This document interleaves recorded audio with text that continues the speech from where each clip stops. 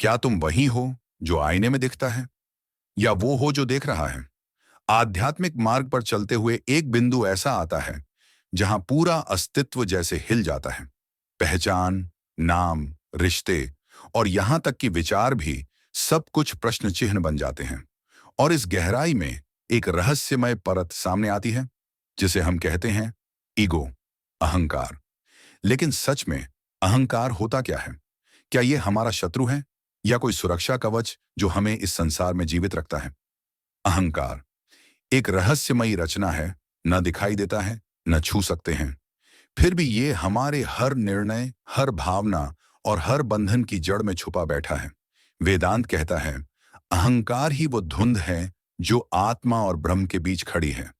योग कहता है, जब अहं गिरता है तभी चित्त शांत होता है। आज के इस वीडियो में हम अहंकार की गहराई में उतरेंगे, जानेंगे कि अहंकार असल में क्या है, देखेंगे कि कैसे ये हमारी चेतना को बांधता है, और सबसे महत्वपूर्ण, कैसे इसे पहचाना और पार किया जा सकता है। हम वेदांत की गूढ़ शिक्षाओं, योग के अनुभवजन्य ज्ञान और कुछ अद्भुत रूपकों, मेटाफोर्स की सहायता से इस रहस्य का विश्लेषण करेंगे। तो चलिए इस आत्मिक यात्रा की शुरुआत करते हैं, जहां अहंकार टूटेगा और आत्मा की रोशनी प्रकट होगी। अहंकार कोई नई खोज नहीं है, यह तो उतना ही पुराना है जितना पुरातन स्वयं ब्रह्मांड। जब कोई अर्षि हिमालय की गुफाओं में मौन बैठता था, जब कोई साधक अग्नि में होम देता था, जब कोई उपनिषद की एक पंक्ति को वर्षों तक जपता था, तो वो दरअसल अहंकार की गांठ को खोलने की चेष्टा कर रहा था। वेदांत में अहंकार, अहंकार अविद्या की संतान। वेदांत दर्शन में अहंकार को जो सो अविद्या, अज्ञान से जन्म मानते हैं। मनुष्य जब लसमय और मेराबी की भावना से जुड़ता है, तो वह अपनी असली पहचान आत्मनाना से दूर हो जाता है। अहं कर्ता, अहम भोक्ता, यही अहंकार की भाषा है। मैं ही करने वाला हूं, मैं ही भोगने वाला हूं। पर उपनिषद कहता है, नाहं कर्ता, सर्वस्य कर्ता ब्रह्म है।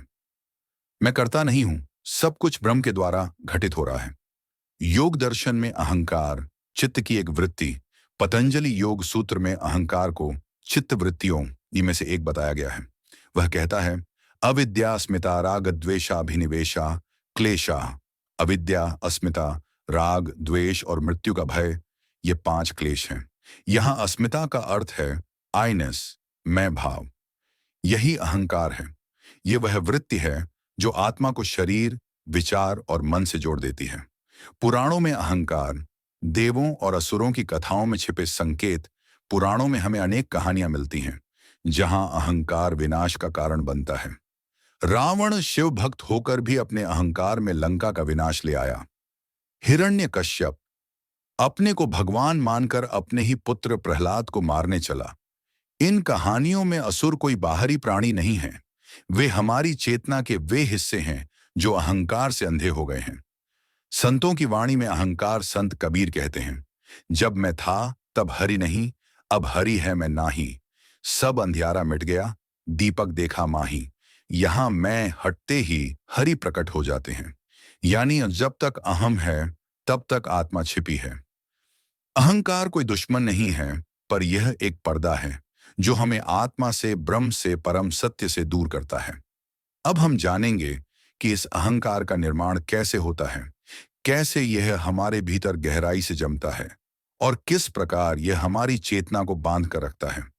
अहंकार वह अदृश्य जेल है जिसमें आत्मा को बंदी बनाकर रखा गया है, और सबसे चौंकाने वाली बात यह है कि इस जेल की चाबी भी हमारे ही पास है। अहंकार का निर्माण कैसे होता है? मानव जीवन की शुरुआत एक शुद्ध चेतना के रूप में होती है। एक ऐसा शिशु जिसे न मैं पता है न मेरा। जैसे जैसे अनुभव बढ़ते हैं, हमारी चेतना धीरे धीरे पहचानों, आइडेंटिटीज का निर्माण करने लगती है। मैं लड़का हूं, मैं हिंदू हूं, मैं सफल हूं, मैं असफल हूं, मैं अच्छा हूं, मैं सुंदर हूं। हर एक विचार इसमें ऐसा हूं दरअसल एक ईंट है उस दीवार की जो हमें हमारी आत्मा से अलग करती है। योग में इसे कहते हैं अहंता और ममता। अहंता, मैं करता हूं। ममता, यह मेरा है। ये 2 तत्व मिलकर ईगो लूप बनाते हैं, जहां हम हर अनुभव को अपनी एक पहचान से जोड़कर देखने लगते हैं। उदाहरण के लिए, अगर कोई आपकी प्रशंसा करता है तो अहंता कहती है, देखा, मैं योग्य हूं। अगर कोई आलोचना करता है तो अहंकार कहता है, तुम मेरी बेइज्जती कर रहे हो। इस तरह अहंकार लगातार बाहर की दुनिया से खुद को वैलिडेट करता है और यह वैलिडेशन ही उसकी खुराक बन जाती है। एक रूपक दर्पण और धूल। कल्पना कीजिए कि आत्मा एक स्वर्णमय दर्पण है जिसमें ब्रह्म की पूर्ण छवि प्रतिबिंबित हो सकती है, लेकिन समय के साथ उस पर अहंकार की धूल जम जाती है। अब जो दिखता है वह डिस्टॉर्टेड है। हम कहते हैं, मैं यह शरीर हूं, मैं यह विचार हूं, मैं यह भावना हूं, लेकिन ये सब दर्पण पर जमी धूल है। मन, बुद्धि और अहंकार का त्रिकोण। वेदांत में कहा गया है कि मानव के भीतर 4 आंतरिक उपकरण होते हैं, मन, बुद्धि, चित्त और अहंकार। इन्हें मिलाकर कहते हैं अंतःकरण चतुष्टय। मन, माइंड, जो इच्छा करता है, भटकता है। बुद्धि, इंटेलेक्ट, जो निर्णय करता है। चित्त, मेमोरी, जो स्मृति रखता है। अहंकार, ईगो, जो कहता है मैं कर रहा हूं। जब बुद्धि अहंकार से जुड़ जाती है तो चेतना सीमित हो जाती है। वो निर्णय भी अब स्वच्छ नहीं रहते, वे अहं की छाया में झुक जाते हैं। क्यों अहंकार पकड़ में नहीं आता? क्योंकि अहंकार हमारी पहचान में ही समा जाता है। हम सोचते हैं मैं बोल रहा हूं, जबकि वास्तव में बोल रहा है हमारा कंडीशनिंग, हमारे अनुभवों का बोझ, हमारे बचपन के घाव। अहंकार एक अदृश्य अभिनेता है जो मंच पर भी है, पर्दे के पीछे भी, और दर्शक बनकर खुद को भी देख रहा है। जब तक हम उसे पहचान नहीं लेते, वो हर आध्यात्मिक प्रगति की राह में बाधा बनता रहेगा। अब हम आगे बढ़ेंगे, जहां हम जानेंगे क्या सभी प्रकार के अहंकार बुरे होते हैं, क्या अहंकार का भी कोई सात्विक रूप होता है, और सबसे महत्वपूर्ण, क्या आत्मज्ञान के लिए अहंकार को पूरी तरह नष्ट करना ही जरूरी है या उसका रूपांतरण संभव है? हर अहंकार बुरा नहीं होता। कभी कभी वही अहंकार तुम्हें आत्मा की खोज की ओर ले चलता है। क्या अहंकार के भी प्रकार होते हैं? जी हां। योग और वेदांत दोनों इस बात को स्वीकारते हैं कि अहंकार भी त्रिगुणात्मक सन 3 गुणों से युक्त होता है। जैसे प्रकृति में हर चीज होती है, सत्व, रजस और तमस। अहंकार भी इन 3 गुणों के अनुसार विभाजित होता है।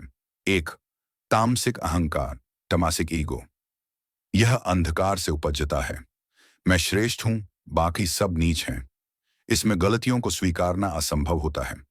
यह द्वेष, हिंसा और अज्ञान से जुड़ा होता है। 2, राजसिक अहंकार, राजासिक ईगो। यह क्रिया और उपलब्धियों पर आधारित होता है। मैंने ये किया, मैंने वो पाया। यह तुलना, प्रतियोगिता और भोग की भावना से संचालित होता है। ये सबसे ज्यादा समाज में दिखता है। सफलता, नाम, प्रसिद्धि की भूख। 3, सात्विक अहंकार, सैटविच ईगो। ये सबसे सूक्ष्म होता है। मैं साधक हूं, मैं भक्ति करता हूं।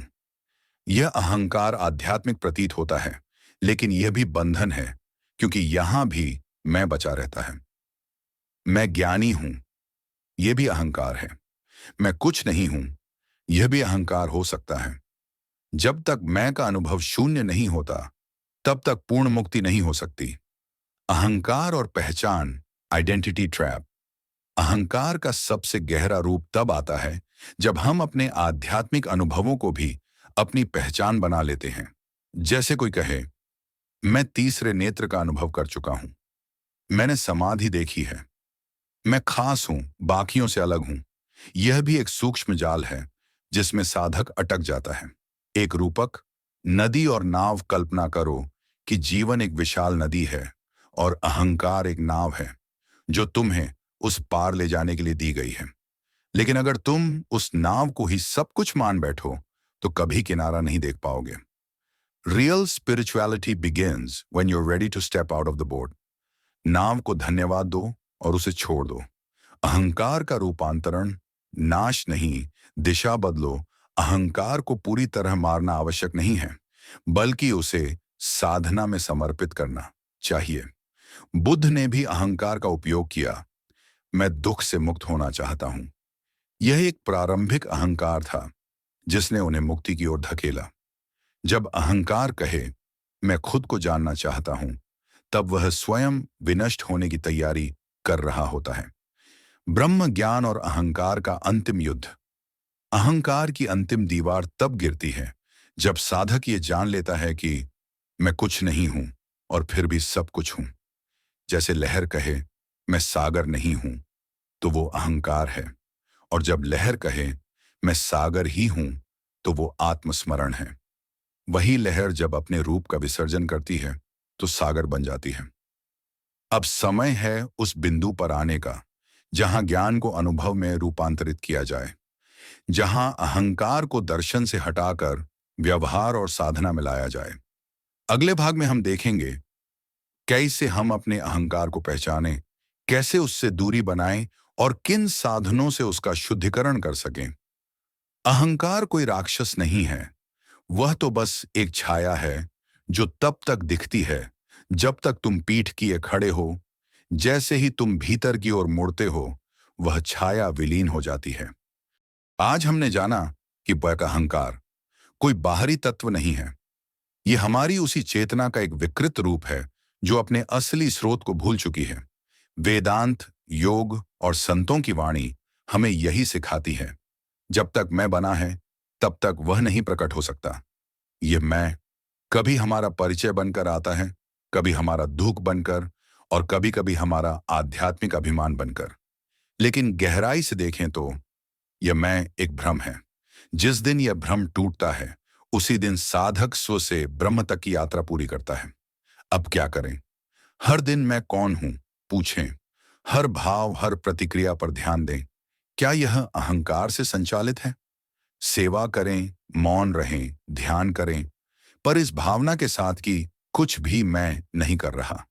यही अभ्यास धीरे धीरे आपके भीतर अहंकार की दीवारें गिराएगा और वहां से जन्म होगा एक नई चेतना का, एक साक्षी भाव का, एक ऐसी अनुभूति का जो मैं है न तू, केवल वह है। जहां मैं मिटा वहीं सत्य खिला। अगर आपको यह यात्रा रोचक लगी हो तो इस ज्ञान को केवल सुनकर मत छोड़िए। इस पर ध्यान कीजिए, प्रयोग कीजिए और अनुभव कीजिए, क्योंकि अंत में सच्चा ज्ञान वही है जो आत्मा को छू जाए। धन्यवाद। अगर यह वीडियो आपके भीतर कुछ हिला गया हो तो दूसरों के साथ इसे साझा करें, क्योंकि हो सकता है किसी और की अहंकार की दीवार आज आपकी वजह से टूट जाए।